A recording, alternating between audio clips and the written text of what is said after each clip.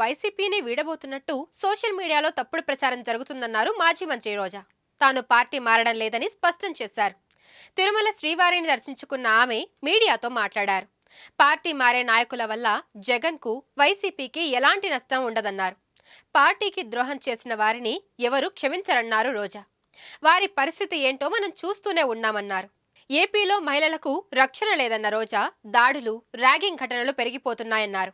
College బాత్రూంలలో కెమెరాలు పెట్టి పైశాచిక ఆనందం పొందుతున్నారని మండిపడ్డారు. ఆంధ్రప్రదేశ్లో ఆడపిల్లలకి రక్షణ గురించి ఆలోచిస్తే చాలా బాధాకరంగా ఉంది. ఎందుకంటే ఎక్కడ చూసినా రేపులు, మర్డర్లు అండ్ ఆడపిల్లల కాలేజీ బాత్రూమ్స్లో హిడెన్ కెమెరాలు పెట్టి ఏ విధంగా పైశాచిక ఆనందం పొందుతున్నారో మనం చూస్తున్నాం. ఈరోజు నేరస్తులకి ఇంత ధైర్యం వచ్చింది అంటే దానికి ఈ ప్రభుత్వం